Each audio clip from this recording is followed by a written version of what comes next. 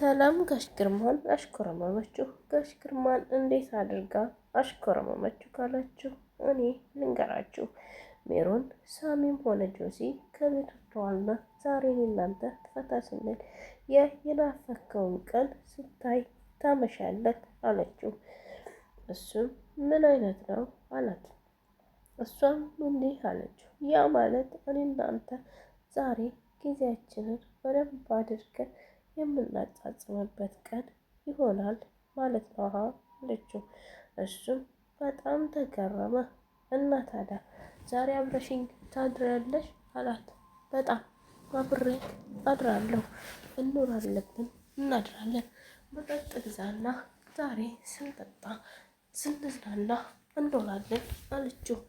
እሱ በደስታ እሺ ብሎ መጠጡን ገዝቶ ተዘጋጅቶና ፏ ብሎ ጠበቃት። ያለው ስሜትና ያለው ደስታ ጋሽ ግርማ ልነግራችሁ አልችልም። በጣም ደስ ይላል። ጋሽ ግርማ አሁን ላይ ደስታውን እያጣጣመ ከሰላም ጋር ያሳልፍ በጣም ደስ ብሎታል። ብቻውን ሆኖ የትኛውን ልብስ ልልበስ፣ ምንኛውን ልብስ ለብሼ ልጠብቃት፣ ሰላምን እንዲህ አድርጌ ላስደስታል፣ የኔ ቆንጆ ስትስቅ እኮ ደግሞ በጣም ነው የምታምረው እያለ እያደነቀች ነበር። እሷም በጣም እሰራልሃለሁ እያለች በውስጧ እያሰበኝ ነበረ። ላኪን እሷ ጠንካራ በመሆኗ እሱ እንዳይበላትና ወይም እንዳይበልጣት ተደረገች። ሁሉንም ሚስጥር የሐዋሳው ልቤ በጣም እንዴት አድርጎ ከእናቷ እንደነጠቃትና እንዴት አድርጎ ቤቱን ማግኘት እንደቻለ መረጃው ሁሉ አወቀችበት። ስካር ለካ የሰራውንና ያደረገውን ነገር እያስለፈልፋል ማለት ነው።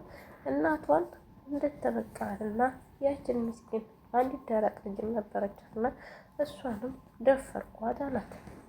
እሱ የሚነግራት ታሪክ የእሷ መሆኑን አላወቀም። ብዙም ሰላም ውስጧን እያንገሸገሻት ጥርሷን በዛ በፈገግታዋ ፈገግ እያለች ወሬውን ሁሉ አስፈተለከችው። ሜሮን የለችም።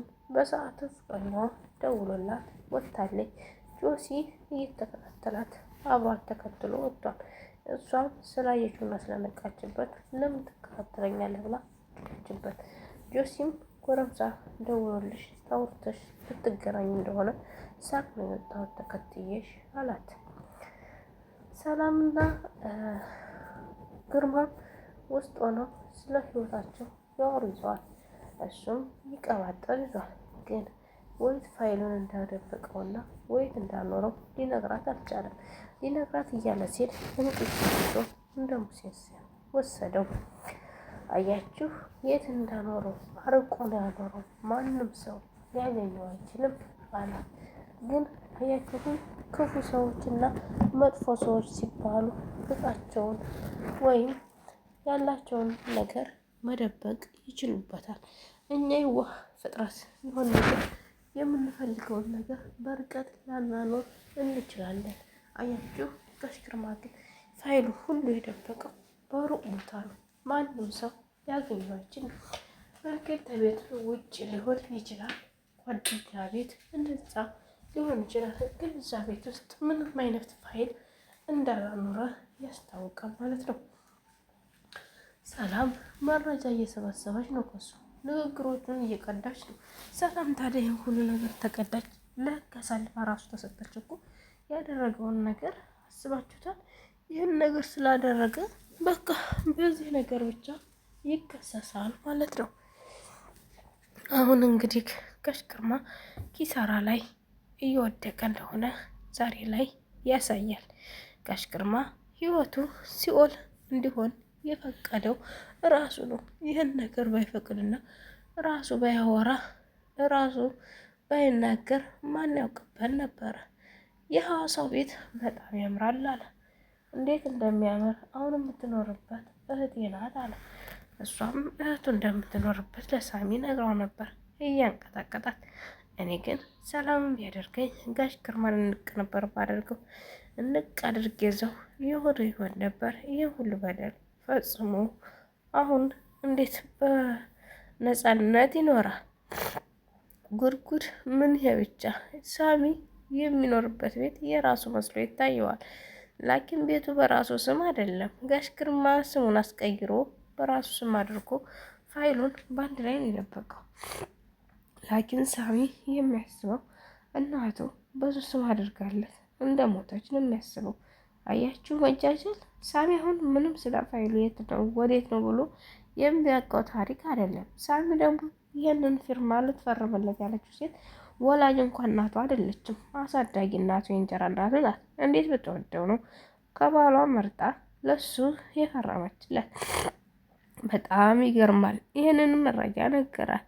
ለካ ወላጅ እናቱ አልነበረችም አሳዳጊ እናቱ ብላ ይህንንም አንድ መስመር ያዘች ማለት ነው። ሳሚን ግን በጣም ስለምወደው ሴትየዋ ለሱ ፈርማለት ነው የሞተችው። ጋሽ ግርማ ግን ዘወር ብሎ በራሱ ስም አዞረው። ምን አይነት ጨካኝ ነው! እንዴት ነው ግን ይህ ሁሉ ለመስራት ያነሳሳው? ክፋት፣ በቃ የሰው ልጅ ጥላቻ ለምን ከላዩ ላይ አይወገድም? በጣም ያሳፍራል። የእውነት እፈሩ። አንዳንድ ጊዜ በስራቸው ድራማውን አስተማሪ ድራማ ነው። አስባችሁታል? ይህን ድራማ የሰሩት ሰዎች ለማስተማር ለሌላው ሕዝብ ሰው ራሱን አውቆ እንዲጠብቅና ሰው ማመን እንደሌለበት ያስተምራል። እንግዲህ በገዛ ባሏ አሳብዷት እና ንብረቷን ቀምቶ ለእህቱ እየሰጠው ጀግና ነው። እንደምታዋት መልሶ የልጁን ወይም የእንጀራ ልጁን ቤት የነጠቀ ነው እሱ በማያውቅ ሰው። እንዲህ እየሆኑ ህይወታችንን ሲኦል የሚያደርጉ አንዳንድ ሰዎች አሉና ከዚህ ድራማ መማር አለብን። በጣም ጥሩ ድራማና አስተማሪ ድራማ ነው። ቪዲዮን ከወደዳችሁት ላይክ፣ ሸር፣ ሰብስክራይብ በማድረግ አበረታቱ። በቀጣይ ቪዲዮ ውስጥ የምንገናኝ። ሰላም ሁኑልኝ። ባይ ባይ።